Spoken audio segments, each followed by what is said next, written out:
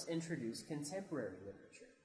There is one literature term, though, that we should discuss. The concept of the 17 years literature usually refers to the period of Chinese literature between the founding of New China and the Cultural Revolution. During this period, many works on the theme of heroes and revolutions sprang up.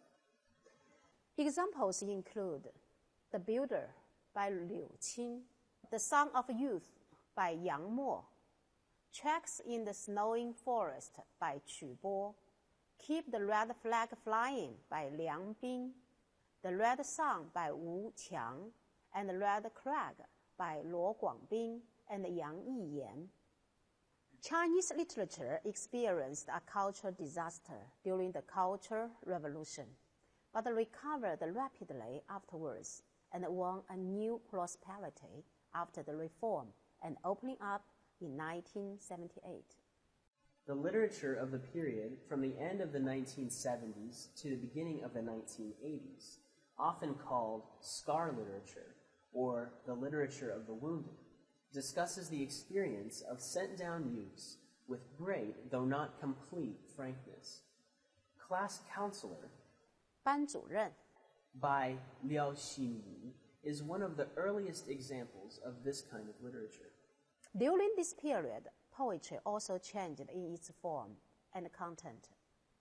There are four misty, we call that misty poets, 朦胧诗人, 北岛, 顾城, 多多, and Yang Lian, expressed themselves in deliberately obscure verses, which reflected subjective realism.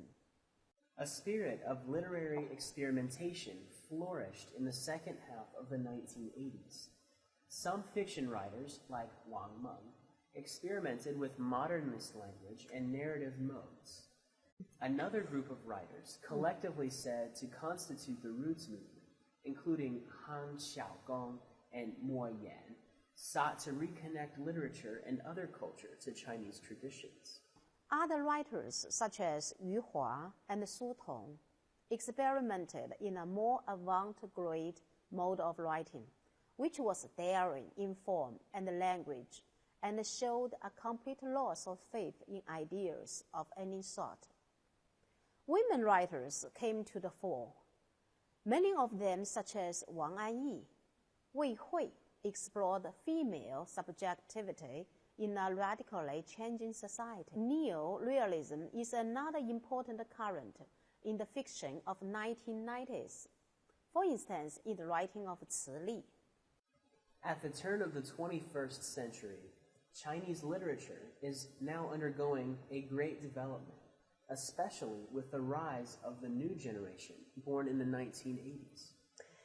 Their works are in great diversity and full of individuality, but closely related to our contemporary society. Chinese writers and literature continues to gain recognition in foreign circles. In 2012, Mo Yan became the first Chinese person to receive the Nobel Prize for Literature. Mo Yan, the first Chinese person to win the Nobel Prize for Literature, was born in 1955 and grew up in Gaomi, Shandong Province.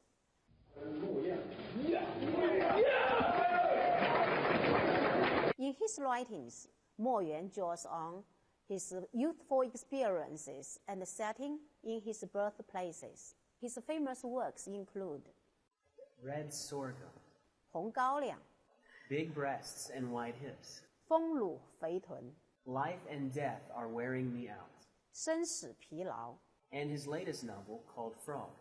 蛙.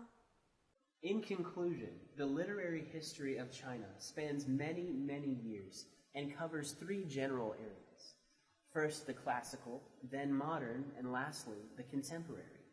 Next, we'll discuss Chinese arts, which is another broad and prestigious facet of Chinese culture. Okay, we'll see you next time.